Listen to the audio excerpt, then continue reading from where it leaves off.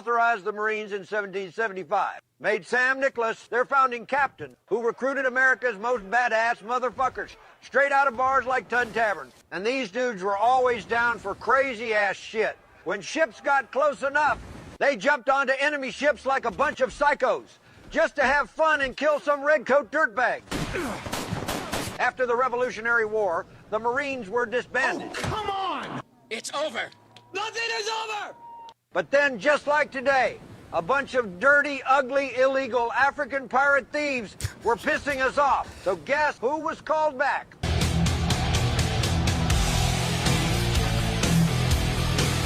Hoorah! The motherfucking Marines. Only 7 Marines and some wannabe mercenaries crossed 500 miles of African desert to attack the pirates on their home turf during the Barbary Wars. Now, if you want to see the rest of this video, you must subscribe. You will support. The history was kind of like that, but I'm sure they probably cursed as well. Good morning, pineapples. Looking very good and very nice. Welcome to the Wake Up America show, Rise and Freedom. Hi, guys. How we doing? Hoorah, Semper Fi. It's Monday, March the 23rd, 2026. I'm Hasan Petersen. Before you finish your first cup of coffee, I'm going to tell you something that's going to wake you up faster than caffeine ever could, even my founding flavors. The Democratic Party, the party that spent 3 years trying to abolish ICE, just lost a popularity contest to ICE. In an NBC News poll conducted by NBC News, not Fox, not Breitbart, NBC, the Democratic Party is now less popular than a federal immigration agency, less popular than artificial intelligence, and the only thing beating them to the bottom are AI and the country we're currently at war with. So I want to tell Chuck Schumer, buddy, when Iran is the only thing keeping you out of last place, it's time for some serious self-reflection. So that's going to be the A1 today. It's going to be a beautiful Monday morning. That's just the warm-up, because if you want to know where the Democrat Party's base actually is right now, I mean physically, where they went this weekend, the answer is Havana. 650 of the finest Marxist minds in the Western world descended on Cuba this weekend on a humanitarian mission. And by humanitarian mission, I mean they stayed in a 5-star hotel. The only building on the entire island with electricity. There it is. You can see it on your screen. While 11 million Cubans sat in 20-hour blackouts. Code Pink flew first class. Greta Thunberg. Now, does everybody remember Greta Thunberg when she called fossil fuels a death sentence in 2023? Oh, we've got the clip. She demanded that oil tankers be sent to Cuba in 2026. Guys, I don't have to work so hard on writing comedy. It writes itself. Hasan Piker, which is Twitch's favorite communist, showed up to a communist country wearing $1,300 Cartier glasses. The math on that is approximately 6 years of Cuban wages on his face. I have the numbers, I have the receipts, and I have a 64-year history lesson that starts with something John F. Kennedy secretly agreed to and spent 25 years trying to hide. The A2 segment today, that is the most comprehensive takedown of left-wing hypocrisy that this show has ever assembled, so you better be here for it.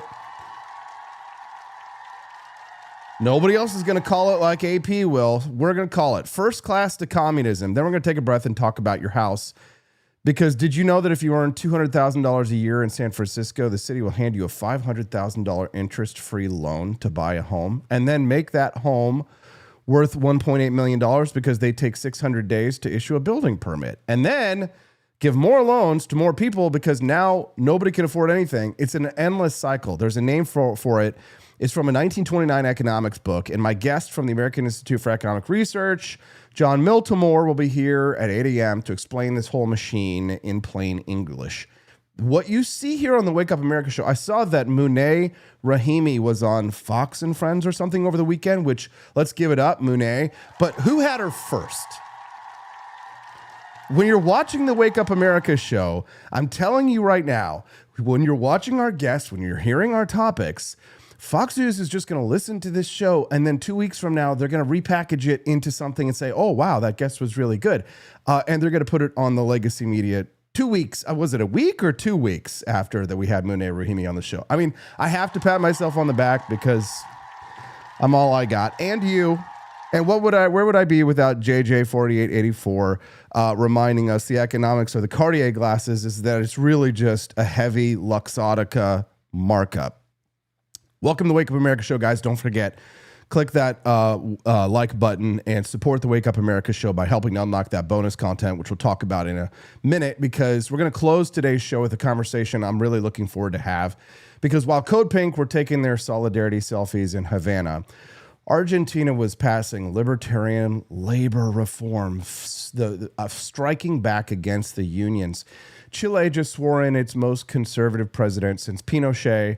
Bolivia ended 20 years of socialist rule, and an unbroken line of freedom-oriented governments now runs from Ecuador all the way to the tip of South America. The left flew to Cuba to cheer for the last socialist government standing, and the rest of the hemisphere didn't notice because they were too busy building free countries. So the B2 interview, Mikkel Thorup of expatmoney.com, a man who's lived in 9 countries. He visited 120. He has more real money and real businesses in Latin America than any think tank analyst that you'll ever see on CNN. We're going to talk Cuba, Iran, Argentina, Chile, and what all of it means if you are a freedom-loving American who's watching your tax bill and thinking about your options. That's the show today.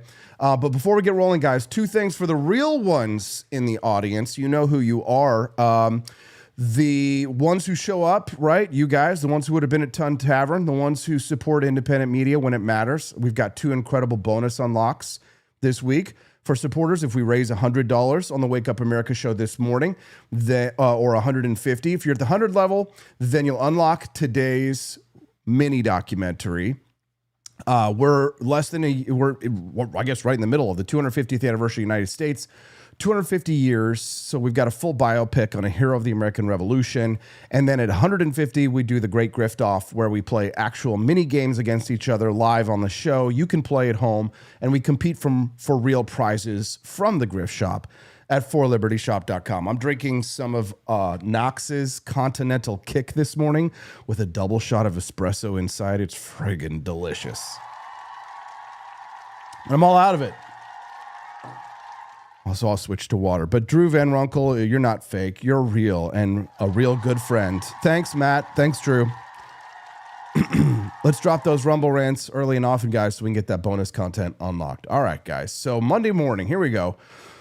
All right, not every Monday morning starts with a story that's so hilarious as this. It's perfectly timed to make total sense of everything that's happening in politics right now. But in this Monday, we have NBC News released a poll, not Breitbart. NBC News released a poll that showed that they asked about 1,000 registered American voters what they thought of a wide range of people, institutions, organizations, concepts, and the results were extraordinary. So let me walk you through the bottom of the list, because this is where the action is. Coming in with the worst score in the entire survey, the country of Iran, minus 53 favorability, which makes sense because we are in a war with Iran at the moment. Don't call it a war. Apparently, we're not allowed to call it a war. Moving up the list, second worst, the Democratic Party at minus 22 favorability. 30% of Americans like them, 52% do not. So this is the lowest favorability rating the Democratic Party has recorded since NBC began this poll back in 1990. So lower than after the Hillary Clinton loss, lower than the COVID mandates, lower than any point in 36 years of data. Now, in third place, artificial intelligence, people getting sick of the slop, minus 20 favorability. And then fourth, the Immigrations and Customs Enforcement Agency, ICE, at minus 18. So let's make sure we understand what just happened. The Democratic Party, they spent 3 years running on the slogan, abolish ICE, the party that held your airport hostage for 35 days to kneecap ICE enforcement, the party that calls ICE agents fascists, stormtroopers, and worse on the floor of the United States Congress. They just polled 4 points worse than ICE and 6 points worse than a technology that most Americans are afraid will take their jobs. The party that tried to destroy ICE lost to ICE in a popularity contest. So I want to give the Democratic Party and the libertarians who are still like, the parties are the same.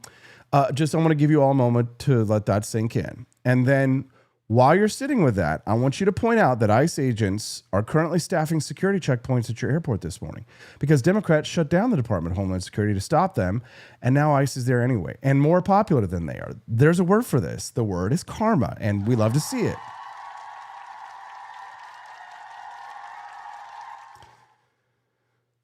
So now let's look at the individual numbers, because the party rating tells you where the institution is, but the candidate ratings tell you where the future is going. And in the case of the Democratic Party, the future is not going anywhere good. Gavin Newsom, governor of California, man who spent the last year trolling Donald Trump on social media while his state burns down. Gavin Newsom came in at minus 18 favorability, meaning he is roughly as popular as the agency his party is currently shutting down the government to destroy. Kamala Harris, former vice president, former presidential candidate, current professional victim of circumstances entirely of her own making, came in at minus 17. She's better than Newsom by a point, which is like saying your house fire is slightly less bad than your neighbor's house fire because your neighbor also has a gas leak. And then the best number in the entire Democratic field, the closest thing to a bright spot on that stage, Alexandria Ocasio-Cortez, okay, she's at minus 11, which means that the most popular potential presidential candidate in the Democratic Party is underwater by 11 points with the American public. And the left is treating this as good news. I love it. Now, here's where this gets philosophically interesting, because I know you guys are saying, Austin, the Republican numbers are not exactly great either. And you are right. I will be straight with you. The Republican Party is at minus 14. It's not wonderful, but let's do the math together. Democrats at minus 22, Republicans at minus 14. That is an 8-point gap. And here's what the gap means in plain English. In an environment where everybody hates everybody, Democrats have found a way to be hated the mostest. Everybody hates the Democrats. There's one thing we all agree on. We all hate the Democrats. They have lost. They've lost the race to the bottom. They're the party that went into a limbo contest and found a way to hit the bar on the way under. In the same poll, Donald Trump, man who Democrats have spent multiple years trying to get, criminal indictments and 2 impeachments and $1 billion in campaign spending, trying to define him as the greatest threat to democracy in human history. Donald Trump clocked in at minus 12, which means that Trump is more popular than Kamala Harris, more popular than Gavin Newsom, more popular than the Democratic Party, and more popular than the technology that half of America thinks will eventually replace their jobs and destroy civilization. After everything, after all of it, they're all still losing to Donald Trump. That's not a messaging problem. That is a product problem. And thank God it's not my problem. Well, they're making it all our problem, aren't they? Right, Mr. Norris says, is it true Elon is now funding TSA while the TNC is stonewalling DHS? All I know is that Elon Musk offered to bankroll the Department of Homeland Security to bankroll ICE running the airports or paying the TSA, but I have no confirmation that he's actually done it. If I find out, you'll be the first to know because you'll be watching it here and you'll hear it 2 weeks later on the legacy media.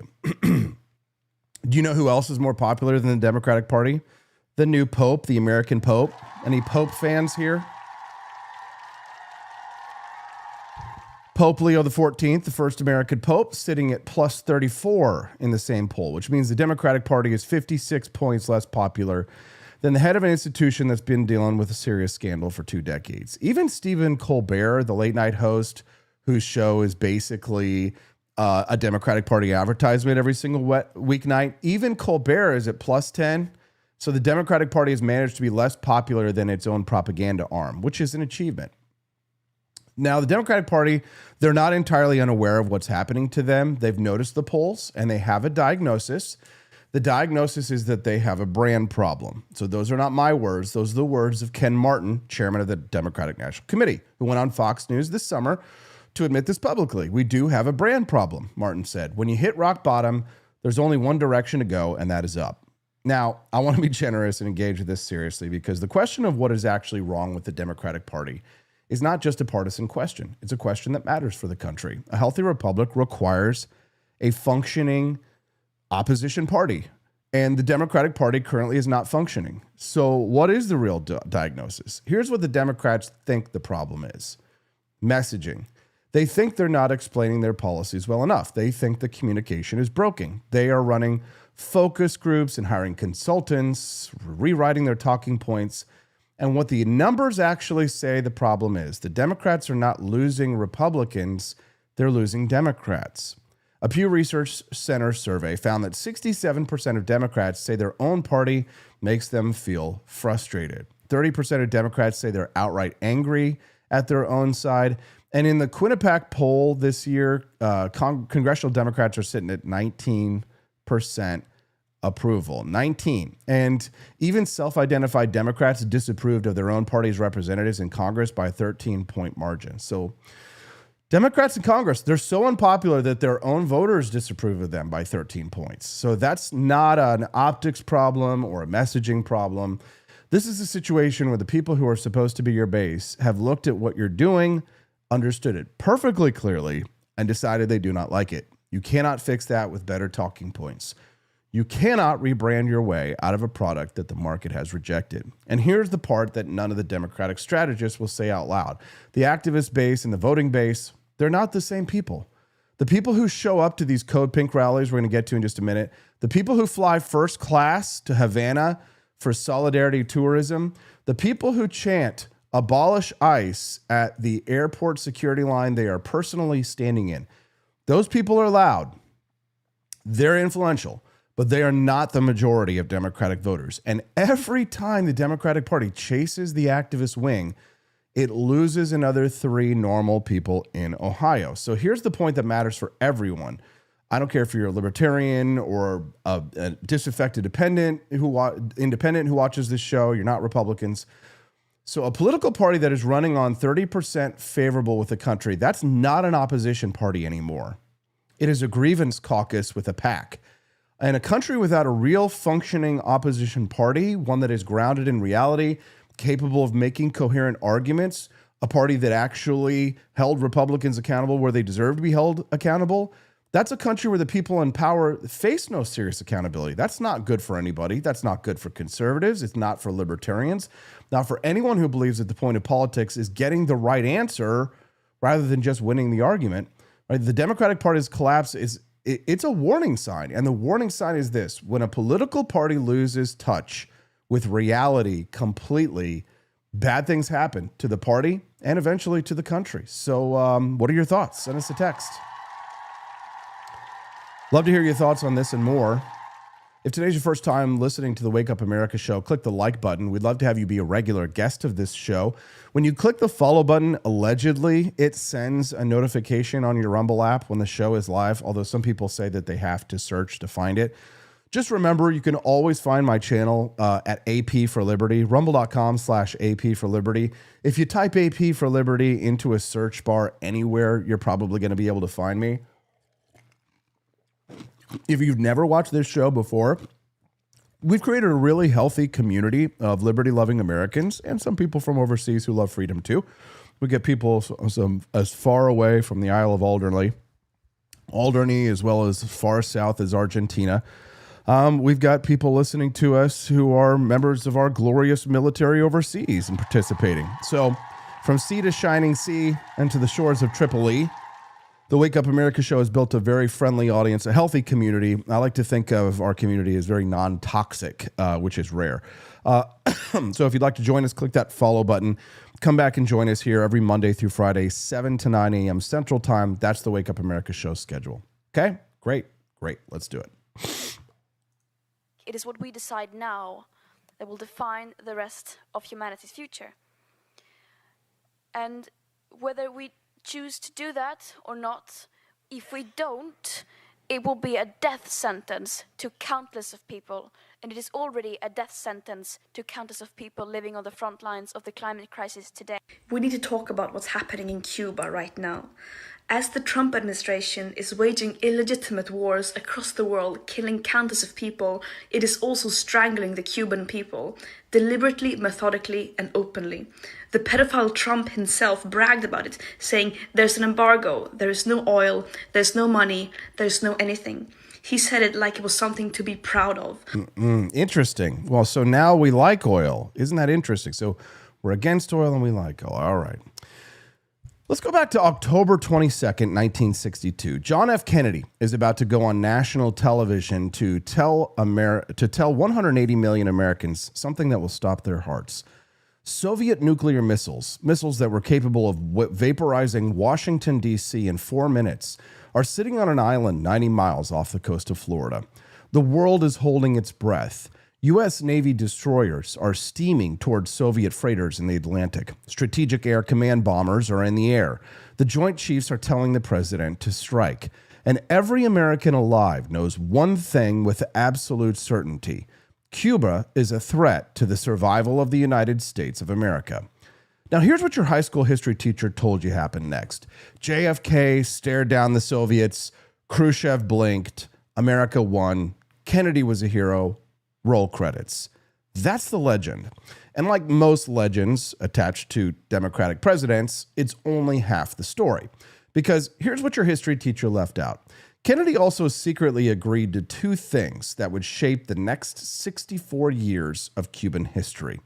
First, he pledged that the United States would never invade Cuba again, which meant that Fidel Castro, the communist dictator who had stolen an entire country from its people, received a personal survival guarantee from the President of the United States. And second, Kennedy secretly agreed to remove American nuclear missiles from Turkey as part of the deal. His brother Robert delivered that agreement personally to the Soviet ambassador and demanded it remain secret. And it did remain secret for 25 years. The Kennedy family suppressed it for 2 decades, while the legends of JFK's iron nerve grew and grew and grew. The reality, confirmed by Soviet records, is that Khrushchev had concluded after the Bay of Pigs disaster that Kennedy was, and I'm quoting Soviet archives here, too young, too intellectual, not prepared well for decision-making in crisis situations, too intelligent, and too weak. Khrushchev told his own son that Kennedy would make a fuss, make more of a fuss, and then agree. And that is exactly what happened. Now, why does any of this matter on a Monday morning, March of 2026? Because the secret deal that JFK cut in 1962, the one that his family hid for 25 years, is the original sin that kept the Cuban communist regime breathing for 6 decades. Kennedy got the photo op. He got to call it a win. Khrushchev got a face saver. Castro got a guarantee that America would never come to finish the job. The Cuban people, they got nothing. They got 64 more years of darkness and starvation. And this past weekend, that darkness became literal because while 11 million Cubans sat in blackouts that stretched 20 hours a day, while hospitals lost power and people on ventilators prayed that the generator would hold, while ordinary Cubans cooked their food over open fires in the street because cooking gas hasn't been sold on the island in months, 650 Western leftists touched down in Havana on a humanitarian mission, checked into a 5-star hotel with the air conditioning on and working, lights blazing, champagne was cold. Welcome to the Nuestra America Convo, the most spectacular display of elite hypocrisy in the history of the Western left. Let me introduce you to the cast of this production because this is not a random collection of leftist activists. My Lord. Right, this is an organized, funded, coordinated information operation disguised as a humanitarian mission. And every single person on that plane knew exactly what they were doing.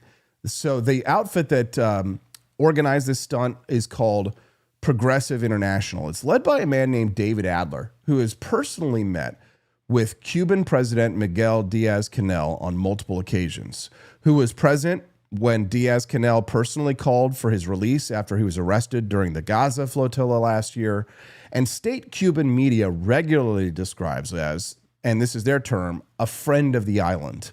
So when the regime's own propaganda arm is calling your event organizer a friend, you're not attending a humanitarian mission. You are attending a 650 delegates. You are attending a regime rally. Okay. And the people who showed up, 650 people from 33 countries, 120 organizations arriving by air from Italy, France, Spain, and the United States, with a flotilla of ships sailing in from Mexico. Code Pink, which is the far left activist group with documented ties to Chinese Communist Party aligned money, brought 140 delegates on a charter flight out of Miami, carrying 6,300 pounds of medical supplies, which sounds impressive until you realize that Cuba needs 110,000 barrels of oil per day to keep the lights on. And Code Pink brought catheters. Rashida Tlaib endorsed the convoy. Ilhan Omar's daughter, Isra Hirsi, whose listed occupation, her job, is environmental activist. Interesting. Wonder how you make money as an environmental activist. Flew in for solidarity photos in front of communist flags. Jeremy Corbyn showed up because wherever there's a collapsing socialist government that needs a Western apologist, Jeremy Corbyn will always appear. The Irish rap group Kneecap, famous for performing in front of flags of designated terrorist organizations, they rounded out the cultural entertainment portion of the program. And then there were the two headlines. The two celebrities who gave this convoy its viral moment and its worldwide media coverage, a Twitch streamer in designer glasses, and a Swedish teenager who used to hate oil. This is what the modern Western left looks like in the year 2026. This is their finest hour. 650 people from 33 countries who flew on jet aircraft burning fossil fuels to stay in a 5-star hotel powered by a diesel generator on an island where 11 million people have no power, to lecture these people about how their communist government is actually the victim. If satire were legal in America, this story would write itself. Unfortunately, it's not satire. It is a Tuesday, or in this case, a weekend in Havana. Let's talk about the hotel, because the hotel is the whole story. Stripped of every talking point, every press release, every carefully worded statement about solidarity and humanitarian necessity, the image that captures this entire convoy, in my mind, is the black hotel, or the lit hotel. The image, so this is a video. Let's see if I can find it again. This is a video that went viral, and it shows the Grand Hotel Bristol Melia Collection in Havana, and it's blazing with light. Hold on, let me scroll through and pull it up. There it is. Take a look.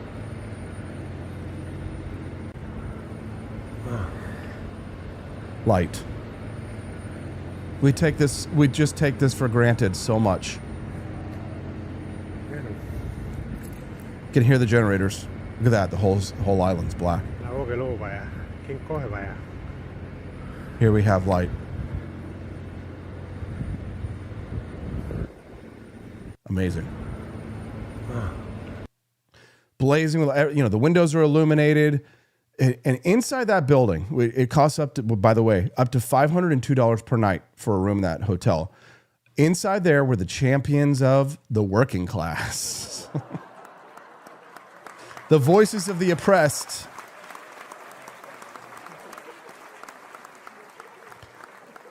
The humanitarian warriors who had come to tell the world that Cuba was suffering, while outside that hotel, in the actual darkness of the actual Cuban night, actual Cubans were doing what they had been doing for months: rationing food, boiling water over wood fires, watching the medicine in their refrigerators spoil, and praying that the hospital generator would outlast the blackout.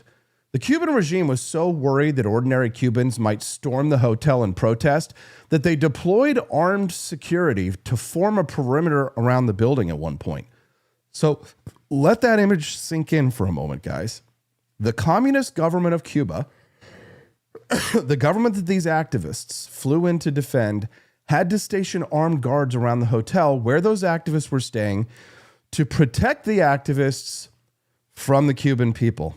So that's your humanitarian mission right there. When the optics become too hot to ignore, Hasan Piker went on social media and explained that he had no choice, that U.S. law required American visitors to stay in five-star hotels, which is, and I want to be precise here because the facts matter, it is completely false.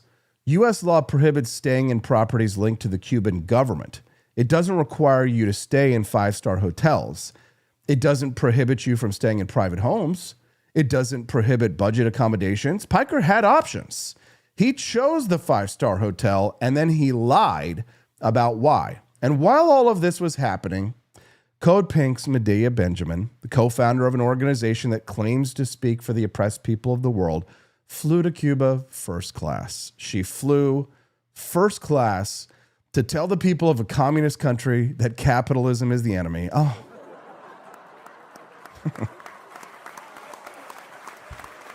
Yeah. $500 a night. Relaxium. Think about the average Cuban for a moment. The average Cuban earns approximately $17 a month at the real exchange rate, not the government rate, the real rate. $17. A first class transatlantic airfare costs more than the average Cuban will earn in years. And Medea Benjamin sat up front with her complimentary champagne on her way to tell the Cubans that the system that paid for that ticket that she flew with, that's the problem. The Cuban exiles in Miami, the people who actually know what that country is, the people who escaped it, who buried family members because of it, were asked what they thought of the convoy.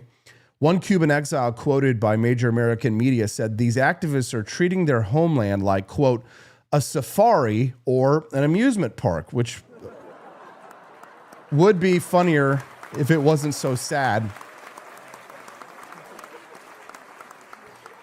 This meme that somebody made did make me laugh, though. For 25 cents, the leftists could go and get the little pull crank to feed a Cuban. 25 cents. And no, they were tossing cookies. Again, not joking. They were tossing cookies to children. The video had emerged of them recording themselves tossing cookies and crackers to Cuban children. Here we are. They were all gathered around the influencers here. Disrespectful. Look at that. Man with a cookie in his hand.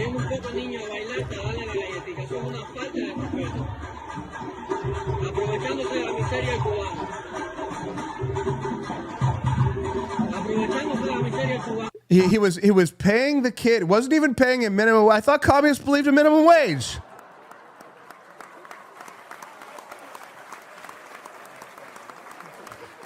Instead, he was making the Cuban kid dance for a cookie. I'm not kidding. He made the kid dance for a cookie. C-A-G-G-O. Cago. Hope you and your family have a great week. Whoa, super generous. Thank you. I saw that Byron Norris also went to forlibertyshop.com. This must mean that we're getting pretty close to the bonus content, guys. Thank you very much for your generosity. We appreciate you. And Cago, I'd love to shake your hand, or at least, maybe give you a call or say thank you. I always try and connect with people who are super generous to us. So do us a favor. Will you send us a text at 573-319-1586, Cago? That's our private line. If you send us a text and just say, hey, it's Cago, I'd love to just be able to give you a call later and say thank you personally, if you don't mind. It's up to you. And Mr. Norris, I'd love to talk to you as well at some point, just to say thank you very much for your generosity as well. I'm trying to build a healthy community here, and that includes a helping of gratitude. I won't just dance for your cookie. I'll also say thank you. Thank you, sir. I'm not a Cuban boy. I won't dance for cookies. I will dance for Rumble Rants.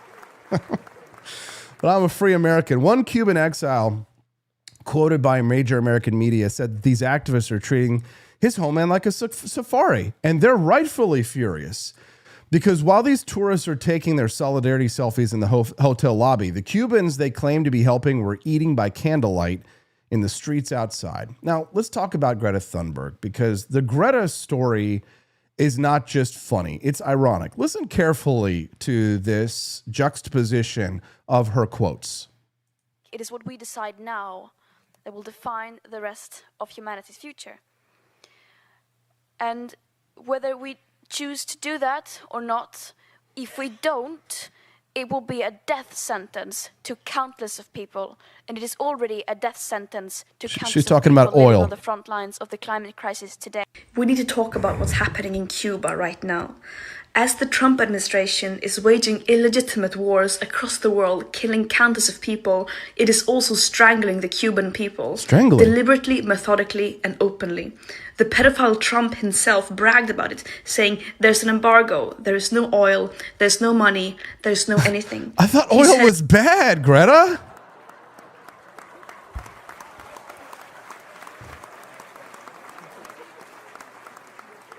Arvolt says, good morning to everyone except feds who ask for phone numbers. Well, Arvolt, haven't we spoken on the phone?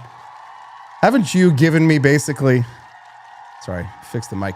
Haven't you basically given us all of your contact information, Mr. Norris? So then what does that make you? All right, let's talk, guys, about Greta Thunberg. The Greta story is not just funny.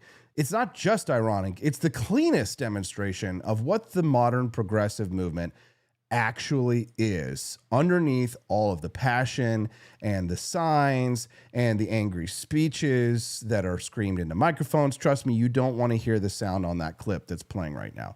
Here's what this is. This is politics dressed up as morality. And when the politics change, the morality changes with it. So let me give you two quotes side by side, and I want you to tell me if these came from the same person. June 13th, 2023, United Nations climate talks. Greta Thunberg takes the microphone and says, if we do not phase out fossil fuels, it will be a death sentence for countless people. It is already a death sentence for countless people. Fossil fuels, death sentence, her press conference on the record. Quote two, Havana bound, she goes on social media and says that Cuba needs oil and they need to be able to import oil. So the Stop Oil activist is now demanding oil shipments to Cuba. The woman who called fossil fuels a death sentence in 2023 is now demanding that pedophile Donald Trump allow oil tankers to sail to a communist country. Ladies and gentlemen, the climate crisis has negotiable deadlines, apparently. The science can be moved a little bit. It turns out the death sentence of oil, it's situational. Fossil fuels are a death sentence when they power the American economy. Fossil fuels are a human right when they power a communist regime.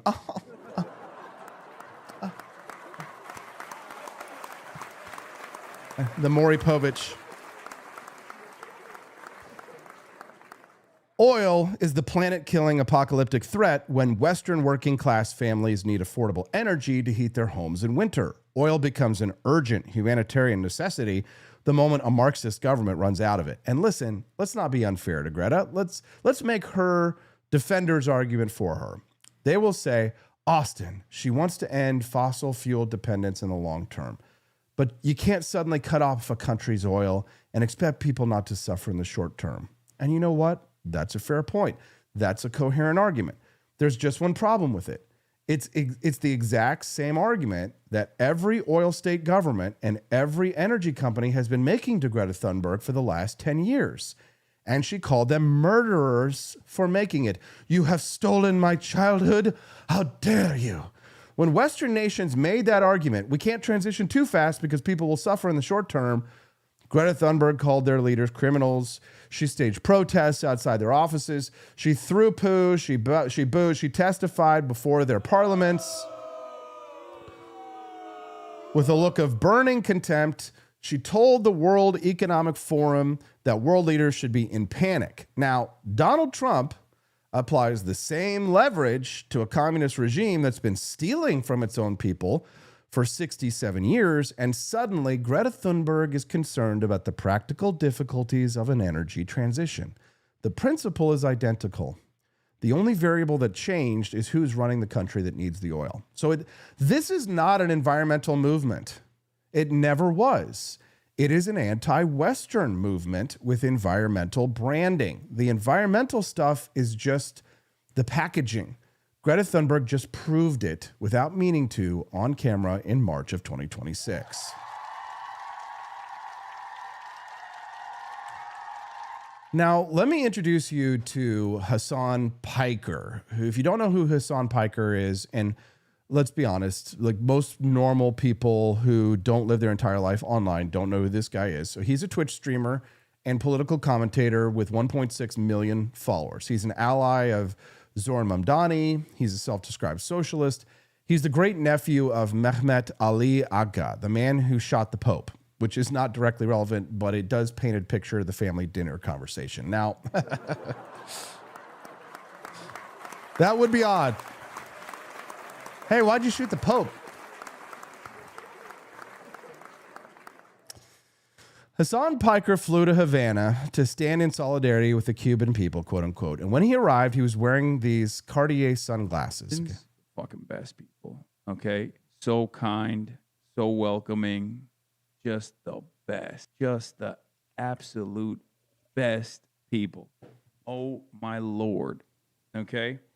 Not in Miami. Oh, dude, it's the reversal. Actually, literally, like exact opposite. Like all the good Cubans stayed here, and most of the ones that are crazy just like flew up there. I swear to God. So March and I were about to discuss. We get into Uber last night. March and I are about to discuss that we're gonna be in Cuba, like talking about plans, right? And I was like, March, don't say anything, because I noticed that the dude in the car was a Miami Cuban. I was like, I literally went, don't say anything. And then I just asked him, I was like, where are you from? And he's like, oh, Cuba. And I was like, okay. And I just asked him about, like, you know, what his feelings are about what's going on. March actually spat some Spanish at him, okay? And let me tell you, okay? He said, Donald Trump needs to finish the job. That's what he said. That was the first guy. And this is like, I guess this was March's So he's talking smack. So Hasan is there in Cuba, talking about how all the good Cubans stayed in Cuba and all the bad Cubans came to the United States. So he's listening to a taxi or an Uber driver driving around saying Donald Trump needs to finish the job. And I feel like all the good Cubans came to the United States.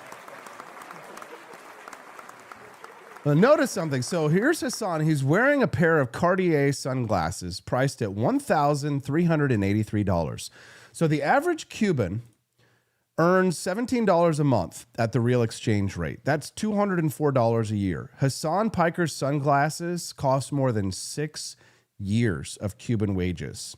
6 years of what a Cuban doctor earns, sitting on the nose of a man who flew in to tell the doctor that capitalism is the problem. And if that's not enough, the hotel room Hasan Piker slept in cost $502 a night, which is approximately 2.5 years of Cuban salary per night. The man spent more on one night's sleep than a Cuban worker earns in 2.5 years, and then went on his stream the next morning to talk about inequality. That's not a joke. It's true. It's just the truth. Pope John Paul fans here in the house. I'm not even Catholic, but I love Pope John Paul II. First was okay. Wait, this gets better, right? Or worse, depending on how much pain your irony tolerance can absorb. While Piker was streaming from his 5-star hotel, his words, a surprisingly pretty good internet connection, while 11 million Cubans had no power, no internet, no running water in much of the country. While all of that was happening, Hasan Piker's AT&T account got suspended because he was using too much data in Cuba. And Piker, the socialist warrior, publicly complained about this and said it made him fear for his safety. So think about that for a moment, guys. The socialist influencer who flew first class, well, business class. He flew business class, close enough. Who stayed in a $500 a night hotel, who wore $1,300 Cartier glasses, who stayed in the $500 hotel. He visited one of the poorest countries in the Western Hemisphere. He was frightened because his data plan ran out. I'm out of Wi-Fi. You know who else in Cuba? Guys, do you know who else in Cuba fears for their safety? Everyone who does not have armed government security stationed outside their building. And here's the kicker, guys, and this is going to tell you everything you need to know about what this mission actually was.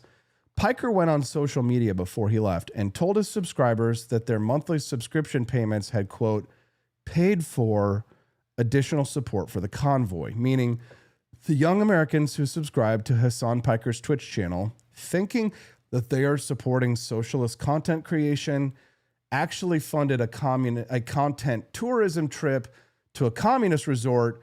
And then in this final detail, guys, Iranian state television, the official broadcast arm of the Islamic Republic of Iran, played clips of Hasan Piker on repeat. The regime that hangs teenagers in public squares for dancing, the regime that stones women for adultery, the regime that calls America the Great Satan, loved Hasan Piker so much that they featured him on state TV. When the Ayatollahs are using your content as propaganda, you should perhaps reconsider your self-image as a freedom fighter. Just a thought. Now, let's spend a little bit of time on Code Pink, because Code Pink, of course, is not what it pretends to be. And understanding what Code Pink actually is underneath the pink hats and the hand-painted signs and the first-class tickets and champagne is, it's essential to understanding what the entire convoy was actually about. So Code Pink was co-founded by Medea Benjamin and Jody Evans. Jody Evans is married to a man named Neville Roy Singham. Singham currently resides in China, and according to reporting by the New York Times and investigations by House Republicans, Singham is a major financial backer of a web of far-left nonprofits, including Code Pink, that consistently oppose American interests and align with American adversaries. Singham has participated in events linked to the Chinese Communist Party. His network has provided money, logistics, and what investigators describe as professionalized organizing capacity to groups that frame U.S. foreign policy as illegitimate, while defending authoritarian regimes in Beijing, Havana, and Tehran. So when Code Pink charters a flight to Cuba, when Code Pink organizes a convoy to defend the communist government at the exact moment when that government is at its most vulnerable, when Code Pink's Medea Benjamin is in Havana shaking hands with Miguel Diaz-Canel, ordinary Cubans burn Communist Party offices in the streets, you have to ask the question that any honest analyst has to ask. Cui bono? Who benefits? When Trump is pressuring Cuba to abandon communism, who benefits from a global information campaign portraying the Cuban regime as a helpless victim? Not the Cuban people. They're in the dark regardless. Not the American taxpayer, who gains nothing from propping up another failed Marxist state. The answer is Beijing. Because Venezuela was China's oil pipeline into the Western Hemisphere. Trump took Venezuela. Cuba is the last foothold. And a network of Chinese Communist Party-aligned money just funded a 600-person international media spectacle to make the American president look like a villain for trying to free the Cuban people. That's not a humanitarian mission. That is a geopolitical operation. And Code Pink flew first class to run it. And just to complete the picture, Code Pink in the streets of Havana was chanting, and I could not make this up if I tried, "This is what democracy looks like." In Cuba, a country where the Communist Party is the only legal political party, where dissidents are imprisoned, where 5 people were just arrested for throwing rocks at a party headquarters, where the government deploys armed security not to protect its citizens, but to protect the tourists who came to applaud the government. That is what Code Pink calls democracy. And when you understand that, and when you understand that the people running this operation know exactly what they are doing, they know exactly what Cuba is, they know exactly whose interests they are serving, then the first-class ticket is not just hypocrisy. It's a bill submitted to Beijing and paid in full. Treason, some might call it. I want to close this segment, guys, by talking about the people that the convoy didn't film, the people who did not get featured in Hasan Piker's stream, the people who were not invited to the official meetings at the Havana Convention Center with Miguel Diaz-Canel. Let's talk about the Cubans, guys, the real ones. Let's talk about our Cubanita, Maylene Salavaria. Okay, let's talk about the people who are still there on that island suffering. Let's go to the city of Morón, Cuba, March 14th, 2026, 9 days before the convoy arrived. 2 a.m., the streets are pitch black. They've been without power for 20 hours. A crowd forms. They're not waving communist flags. They're banging pots. It's the sound of exhaustion and hunger. It's the sound of 67 years of enough. Then the rocks started to fly. Then furniture from the local Communist Party headquarters is dragged into the street and set on fire. Computers, documents, desks burning in the road while people chant, libertad, libertad, freedom, freedom. And then a gunshot rings out. A man falls, and somewhere in Spanish, the screaming starts. They shot him. They said they wouldn't shoot, but they shot him. 5 people were arrested. The Cuban state said the man who fell was drunk and tripped, but the videos say otherwise. This is the 3rd time the power grid has collapsed this month alone. Before the grid failures, most Cubans were already enduring 16 or more hours without electricity. The country produces only 40,000 barrels of oil per day domestically. They need 110,000 to function. No foreign fuels reach the island in 3 months. Surgeries are being postponed by the tens of thousands. Dialysis, oxygen machines, incubators for newborn babies. This is all happening right now while you and I are talking. All of this, it's all running on prayers and backup generators that are running out of diesel. Garbage piles up on the street, corners, and the capital. Urban buses have stopped running. Cooking gas hasn't been sold in months. And into this reality, into this actual humanitarian crisis created by 67 years of communism and accelerated by 4 years of the Cuban government's own mismanagement, and into this darkness, literally and figuratively, arrived 650 Western progressives who stayed in the one lit building in the country, who were protected by the armed guards of the government that created the crisis, who posed for photos with the man running the regime that put those Cubans in the dark, and then went back to their $500 hotel rooms, ordered room service, posted about solidarity on Instagram, while outside, just outside, Cubans cooked over wood fires in the street. This is the left's vision for the world. It's not a rhetorical point, right? This is a photograph, right? One lit building in a dark country. That's the promise of socialism fulfilled right on schedule. But here's what gives me kind of something that feels almost like hope. Like the Cubans themselves are not fooled. Camila Cabello, the Cuban-born pop star, went on record and called the Cuban government a failing dictatorship and an oppressive regime. She said Cubans are starving, looking for food in trash heaps. Cuban exiles in Miami are saying words they've been waiting 67 years to say. This is the end. Trump has said that Cuba in its, quote, last moments of life. And the Cuban government has confirmed that it's in talks with the Trump administration for the first time. The regime is negotiating, which is what regimes do when they're running out of options. And so here's my message to the 650 people who just flew back from their luxury solidarity vacation in Havana. You didn't help the Cuban people. You took a photo with their jailer. You gave that jailer a propaganda win at the exact moment his power is collapsing. You flew first class to prop up a government that has stolen 6 decades of freedom from 11 million human beings. And you did it on a Chinese-funded information operation while wearing $1,300 glasses and called it humanitarian work. The Cubans in the streets of Morón who threw rocks at the Communist Party headquarters in the middle of a 20-hour blackout, those Cubans did more for human freedom on one dark night than the Nuestra America convoy did in a week of 5-star hotels and solidarity selfies. They risked everything. Code Pink, they risked running out of the good champagne. Freedom is coming to Cuba, not because of this convoy, but in spite of it. And when it arrives, and I believe it is coming, the Cubans who fought for it will remember exactly who flew in to cheer for their oppressors at the last possible moment. And history will remember too. Wake up, America.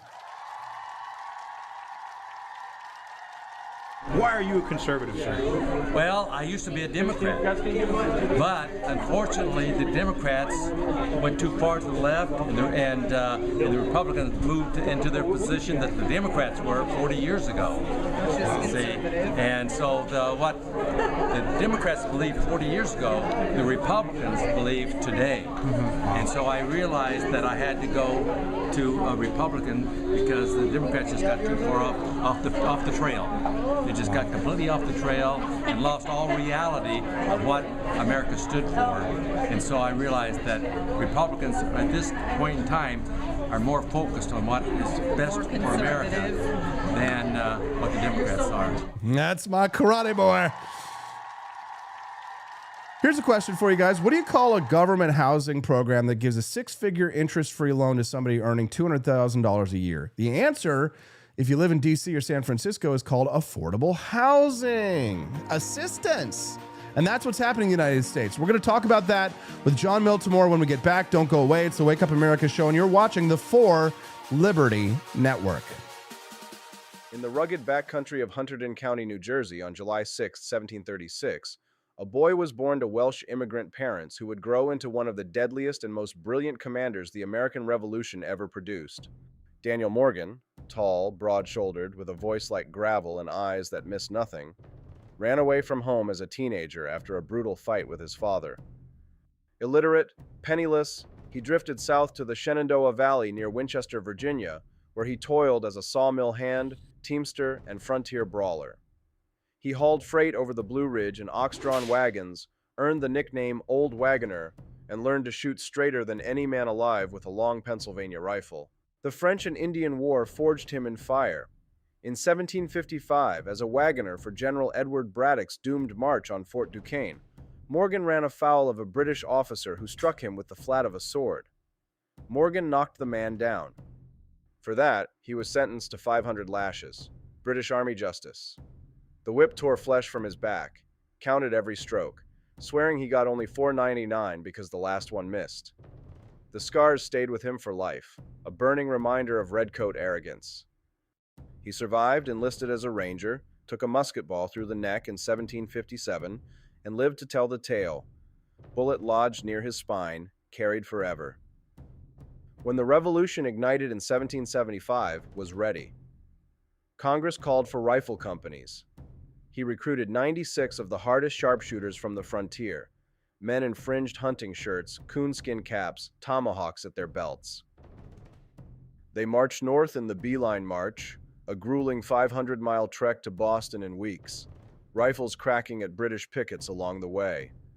Washington himself praised its courage, conduct, and reverence for liberty, tapped him for the insane invasion of Canada. September 1775. Morgan and his riflemen joined the march through Maine's wilderness, 484 miles of black swamps, raging rivers, snow in September. They portaged bateaux over mountains, ate dogs, boiled moccasins, lost hundreds to hunger. Morgan's men reached Quebec in November, starving but unbreakable. On New Year's Eve blizzard, they assaulted the city walls. Morgan led the charge through Lower Town, riflemen picking off defenders in the storm. He pushed deep, too deep, hemmed in by British reinforcements. Captured, he spent 8 months in a Quebec prison, chains on wrists, plotting escape, refusing to bend. Exchanged in 1777, Morgan returned to colonel commanding the 11th Virginia Regiment's Rifle Corps. Washington sent him north to Horatio Gates at Saratoga. September 19th, Freeman's Farm. Morgan's sharpshooters, hidden in woods, targeted British officers with deadly precision. One ball dropped General Simon Fraser, shattering British morale. October 7th, Bemis Heights. Morgan's riflemen harassed flanks, picked off Hessians, turned the tide. Burgoyne surrendered his army. France joined the war. Gates called Morgan's corps the men Burgoyne feared most. Ill health and congressional slights forced Morgan's resignation in 1779. He retired to his Virginia farm, scarred and weary. But after the disaster at Camden in 1780, Nathaniel Greene begged him back. Promoted brigadier general, Morgan took command in the Carolinas. January 17, 1781, at the Cowpens, a grassy pasture in South Carolina, he faced Banastri Tarleton's ruthless legion. Tarleton was fast, brutal, never beaten. Morgan knew the man, impulsive, overconfident. In a masterpiece of deception, Morgan drew Tarleton in. He placed militia in front as bait. Fire twice, then fall back. Continentals waited behind in a second line. Cavalry hid on the flanks. Tarleton charged, whooping victory.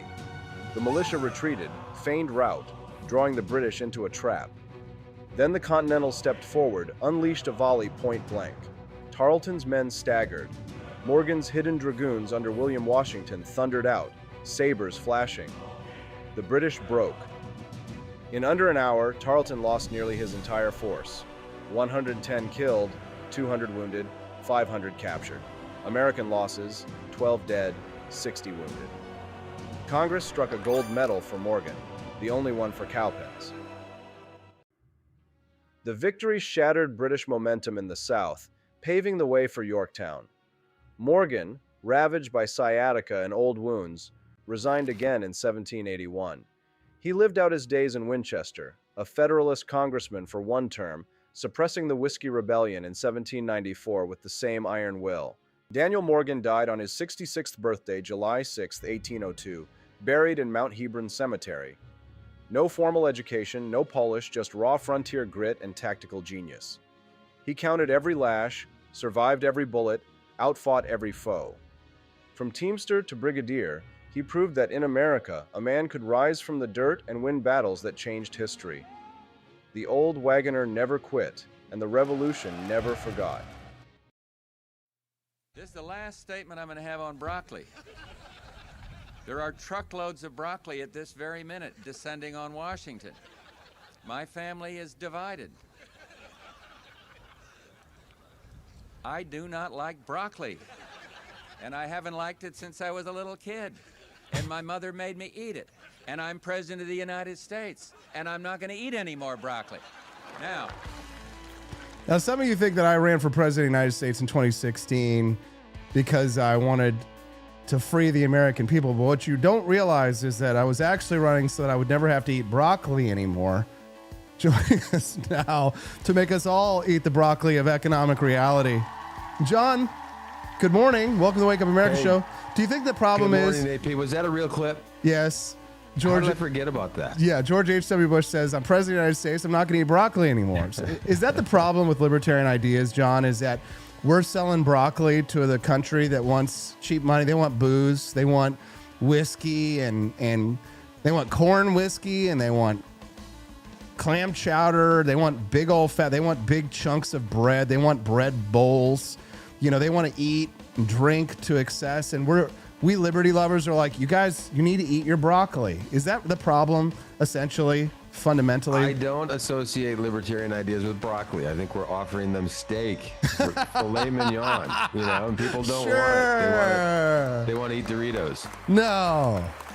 They want to eat Doritos. Okay, that makes sense. Yes. I like that much better. That's how we'll frame it then. Libertarianism is like eating steak in a world where people who want to eat TV dinners, something that they don't have to cook.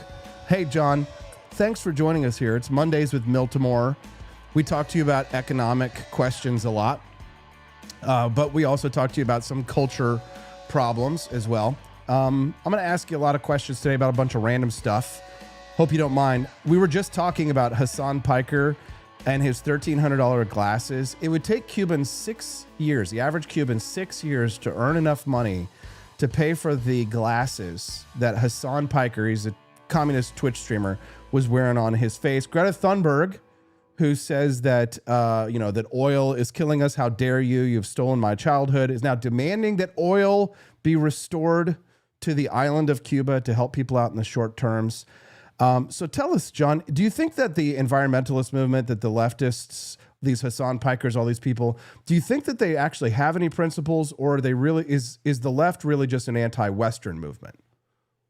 I think they have Marxist principles, and I would say in a sense that's not even anti-Western. There was a great quote. I was reading a piece on Substack, and they said there's nothing more Western than hating the West, and it goes back to Rousseau and certain of these Enlightenment thinkers that were rejecting what had been built already. They looked at it, and Rousseau saw no irony in the fact that he wrote an essay, and they said, has the Enlightenment improved, morals as well as our material, well-being? And he was saying no, and he didn't realize that the fact that he could even write that essay, this sort of rejection of where he's carping against all these things. Those principles are what allowed him to write that essay, but he couldn't see it. And there was a revolt against the West, and we see that today. They like people. Greta can do all these things. She doesn't realize in these historically communist countries, she would not have the ability to go and rant against her government in that way. Now, if these people, if socialists understood economics, they wouldn't be socialists. But I saw videos of the some of these tourists, these what do you call them? The humanitarian aid is what they call themselves, but it's really more of kind of a publicity tour for this failed socialist regime. I saw them paying children in cookies, Cuban children, to dance for them, and if they would dance for them, they would give them cookies. John, I thought that the socialists believed in a minimum wage. So what's going on here? They didn't pay them for dancing. They didn't pay them real money. These are useful idiots. Yeah. To borrow the term, from Stalin, these are useful idiots. That in the West that will kind of trot out these ideas and do the work on behalf of the Bolsheviks, so to speak. Mm-hmm. Cuba is a very poor country. Cuba has a GDP roughly equivalent to West Virginia, even though it has 6-7 times the population. It shouldn't be as poor as it is, and yet it is because of its economic system. And there's people over here that don't understand that, and no matter what you tell them, they'll refuse to see it. Now, I'm really curious about this clip that I saw and your thoughts on this, because you and I were talking a little bit about this before you came on the show, because I had discovered that there were some, flotilla or whatever you call them, the Code Pinkers, they actually have ties to organizations that receive money from overseas. And it just so happens that now that Venezuela has fallen, that Cuba is the communist Chinese's last foothold in the Western region. And Trump seems to know this and understand this.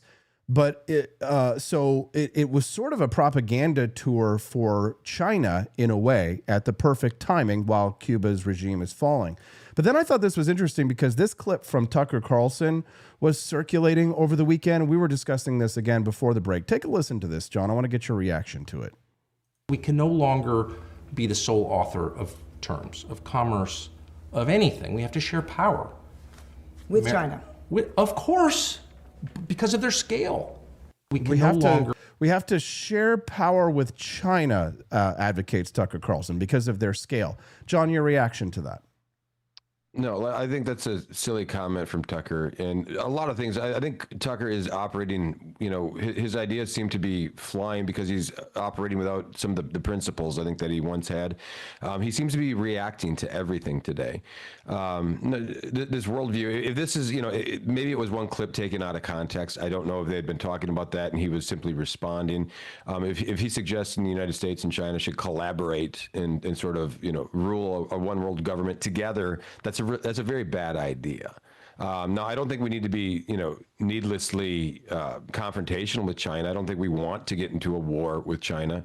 I think there's, practical ways to look at this and say that, we don't want China to be, keep them out of Taiwan, to, approach this from a realpolitik perspective.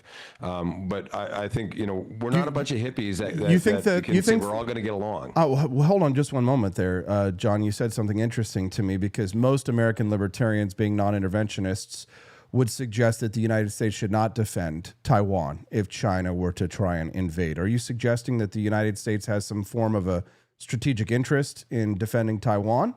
Well, of course, we have a strategic interest. Now, that doesn't mean that we want to have, carriers in front of this. But no, it should be, and it has been part of our strategy for decades that we don't want China to have Taiwan. Why not? And that I don't see anything changing with that. What is that? That's a tiny island.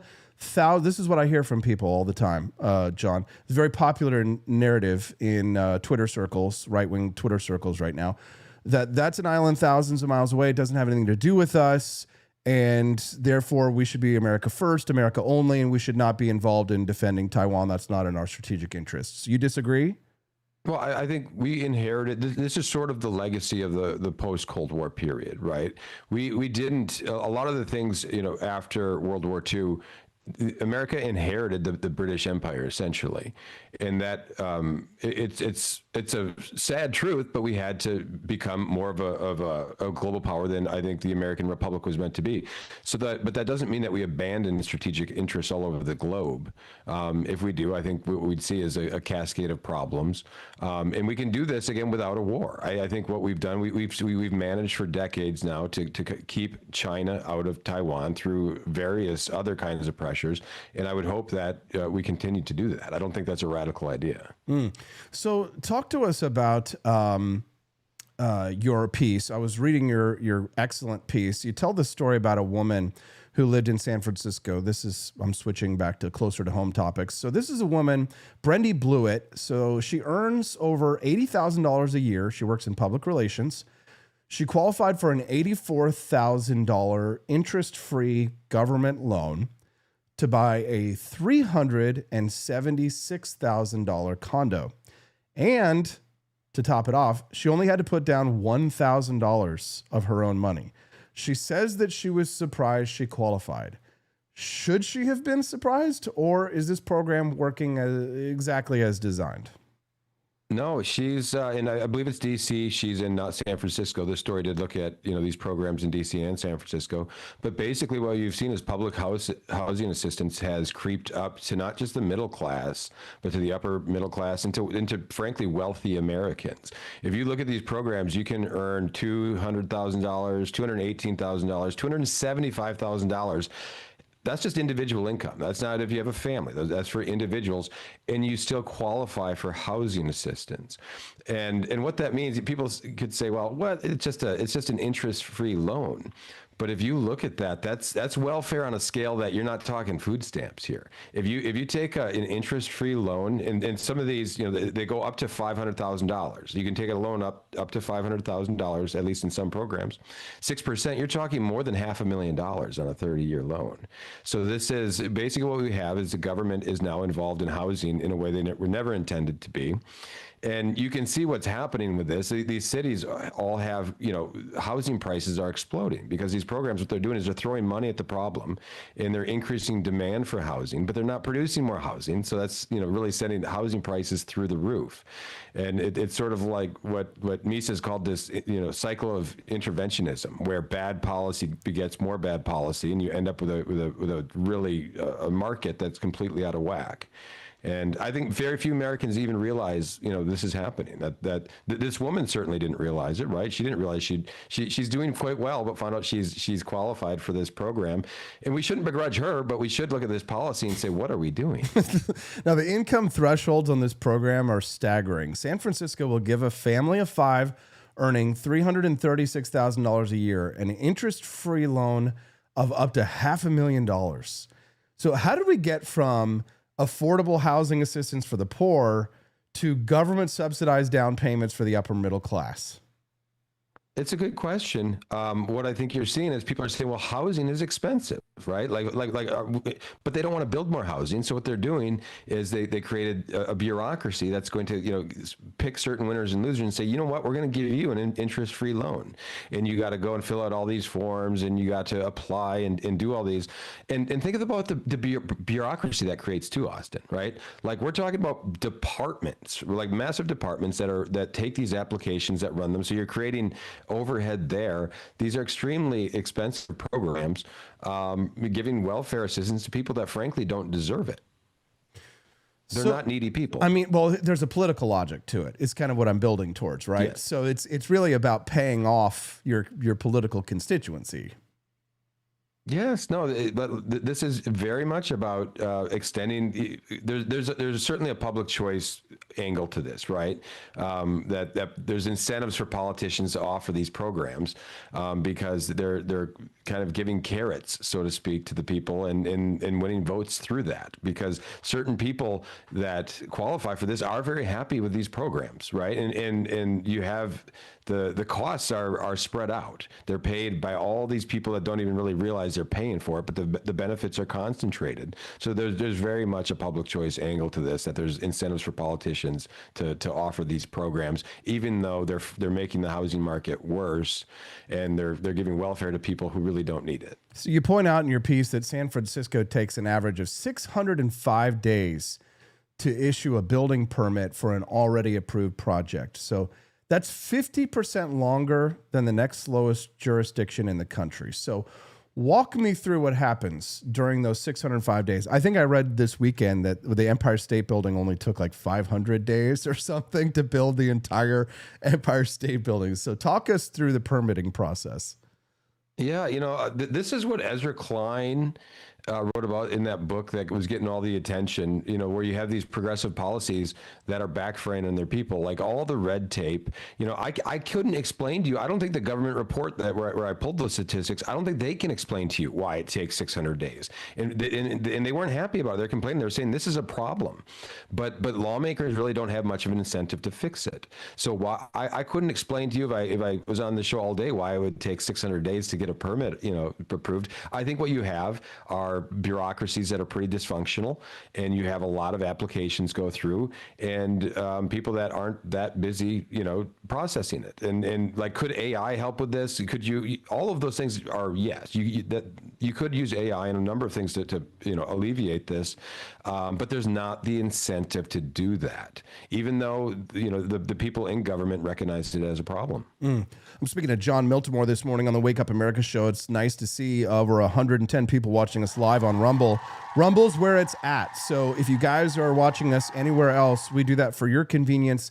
But really, the best community is over here on Rumble. Make sure that you join us at rumble.com/AP for Liberty. Every Monday at 8 a.m. Central, John Miltimore joins us, and we talk about economics. We talk about what's happening in the world and his thoughts on the culture war. One last thing before I let you go. I'm about to speak to Mikkel Thorup a little bit about that Cuban flotilla again.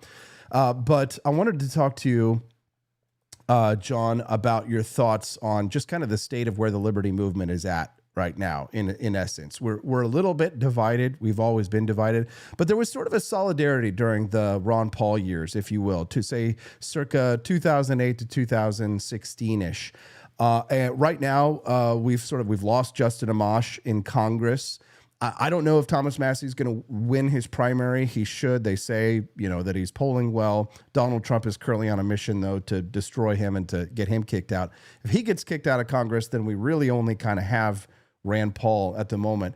To what do you attribute, right, the sort of destruction of the modern American liberty movement? Is it an ideological problem? Is it a marketing problem? A little bit of both? You know, just a lack of will or a desire to really fight for the principles of liberty like you and I believe. What do you think it is, John? Well, I don't know if I'd frame it in those terms. Like, if you look, libertarians have never held many seats as far as we're talking, you know, in the House and the Senate. So I don't think that's a big change.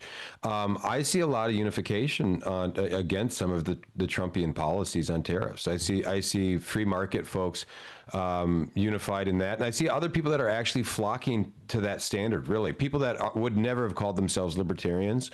You know, maybe people more on they're not hard left. They're more maybe moderate Democrats, or you know, but people that are suddenly reading and talking about Hayek and have a new respect because I think it largely because they looked at some of these Trumpian policies and they say, wow, you know, Mises was right about this. Like, these are things that they'd never taken seriously before, but now they are, and I think that's a good thing. As far as being fractured, more like the right-leaning libertarians are a bit more fractured. I think that a lot of it is foreign policy and tariffs. And you have people that want to be loyal to Trump because they like a lot of the things he's doing. And I find myself in that camp. I like a lot of the things Trump's doing, and I despise other things.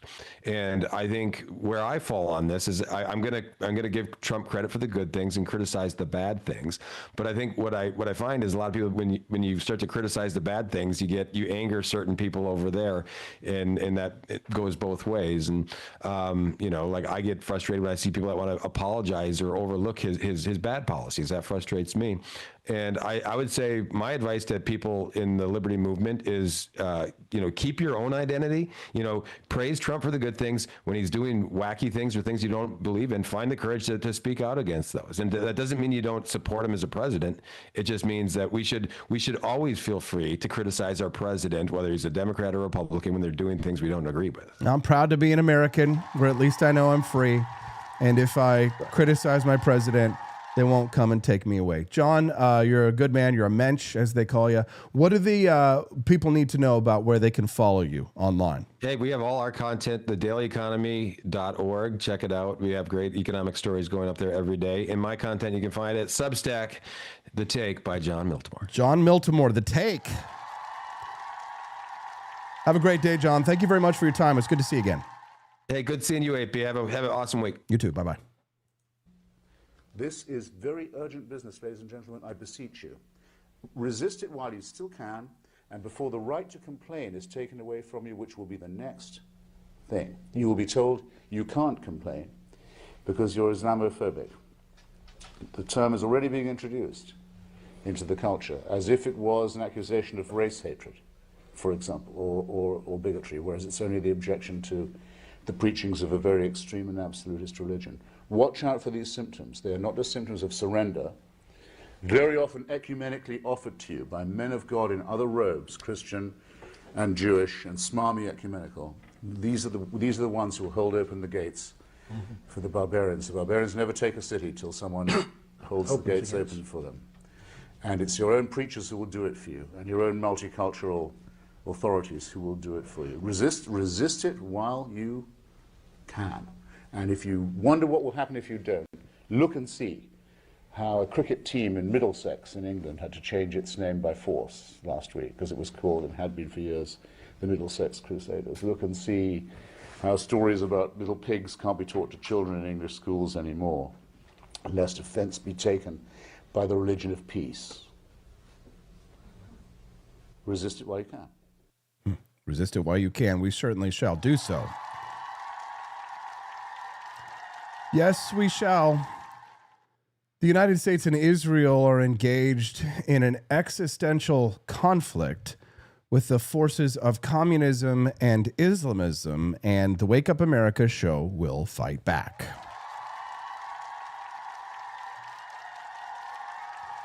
If you're just tuning into the Wake Up America show, good morning. I'm Hasan Petersen. If you weren't part of the flurry of people that abandoned the show when John Miltimore started criticizing the president, that goes right. That shows you right there how audience capture works in real time. So we had like about 110 people who were joining the Wake Up America show live. As soon as John Miltimore started criticizing the president, about 20 people just bolted right there on the stream. And if I were an enterprising young chap, if I were an entrepreneurial young chap, I would say to myself, now when John comes on the show and criticizes the president, a portion of my audience bolts. And that's bad for business. That's bad for me. That's bad for the For Liberty Network. So when that's bad for business, that's bad for my bottom line. That puts the hurt on me, right? That says, Austin, you put yourself in danger by platforming John Miltimore. When he says those kinds of things and the audience departs, you're in a situation where you have to choose between your principles or your cash. That is where so many influencers fail the test of moral courage. Now that you know how this game is played, now that you understand it, I will ask those of you who don't mind a little criticism of the President of the United States. Mind you, I'm a big supporter, a big fan.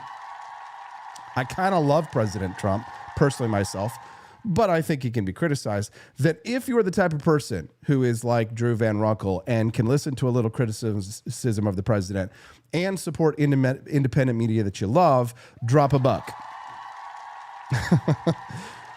Drop a buck in the tip jar, because that helps keep independent media independent. It helps ensure that the danger, or at least the pressure for me to quote unquote sell out and to only chase the audience like so many people do in this business, that pressure is lessened. Because am I not a man? Am I not human? I am not a perfect man, but I can tell you this right now, that for 20 long years, how long I've been in this, doing this, I've kept my principles intact. I've changed my mind on some things, sure, but I've kept my principles intact, and I appreciate that. So does your audience drop like that when Judge Backpill is on? He's 100 times worse. That is, maybe, but like, you know, I'm not going to dump my boy, because I think I can take care of the bottom line for people who understand the situations that we're in. Coming up next, after the break, we're going to talk to our friend Mikkel Thorup about the string of libertarian victories, not in the United States, sadly, in South America. When we get back, it's the Wake Up America show with Mikkel Thorup from Expat Money on the For Liberty Network. In a city where businesses never sleep, the technology still crashes. When technology turns criminal, they send up the signal. He's not a myth, and he's definitely not your nephew who knows computers. He installs, he protects, He backs it up.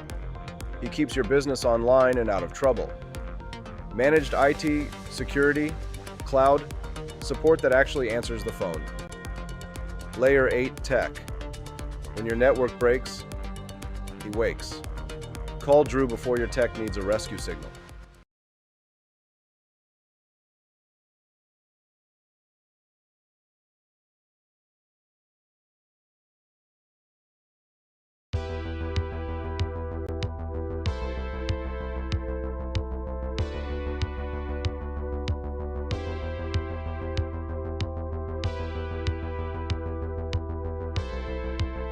Are you tired of the strange radioactive effects of leftist culture? Do you ever wonder what happened to good old-fashioned American values? Well, fear no more, because there's a new force fighting back against the cultural rot of today. Introducing Culturama, a right-of-center talk show that's taking back the future today. Hosted by none other than blonde bombshell herself, Daniela Pensack. She's not just talking, she's taking culture back. With sharp takes, brilliant guests, and a few surprises along the way. Tune in to the live video podcast twice a week, because the future doesn't have to be weird. It can be Culturama. If there wasn't going to be somebody who was a fiery champion of liberty, somebody who would get out there and who would be aggressive, and if they wouldn't do it with more fire or passion than I had, then I would go and I would fight this battle for us. I've fought for the principles that we all share. Parties tend to be secondary to me. We're here because we believe in the principles of liberty. I am not a perfect messenger, but I think I'm a damn good one. This is a replica of our first president's flintlock pistol. You have my full support, my respect, and my gun.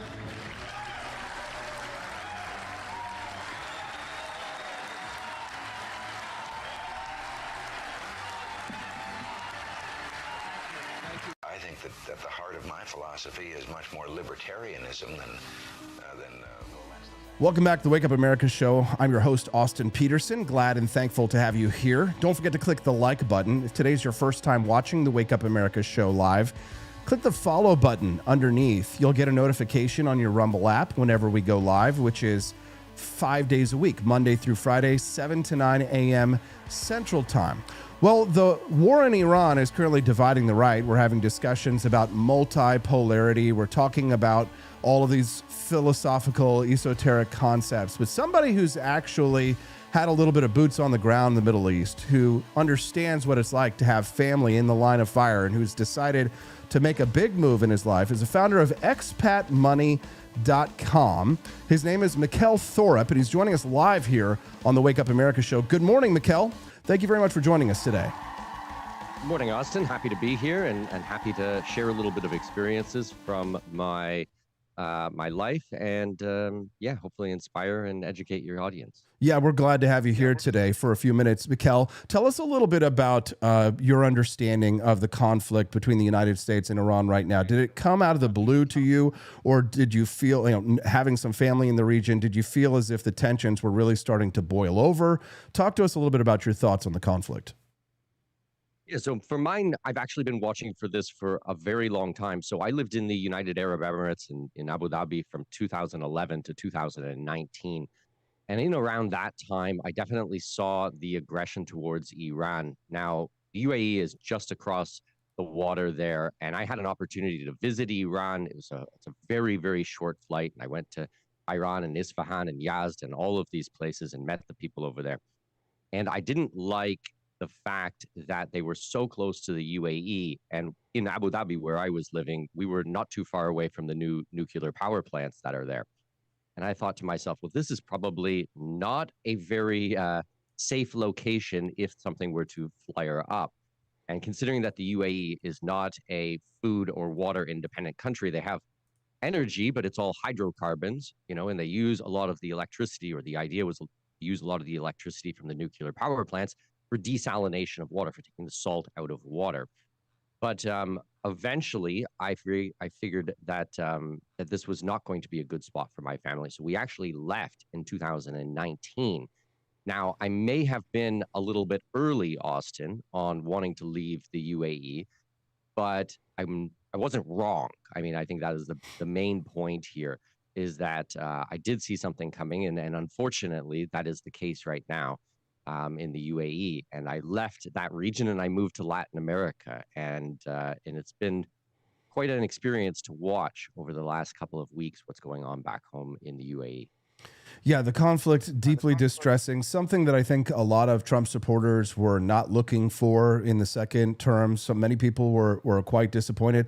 Other people, they make strong arguments about the fall of totalitarian Islam in the region, which would be no doubt a benefit to the good people who don't deserve to live under a tyrannical regime. And since the 1979 Islamic Revolution have labored away in silence. I know many people who have escaped from Iran who would talk about life living under the morality police, being caned, being whipped, many of their friends being hung in the streets from cranes, a terrible regime which I would never endorse in any way, shape, or form. But when I look around the world at the bright spots, it's easy to see and to focus on all the doom and gloom, doom scroll, as the kids like to say, Mikkel.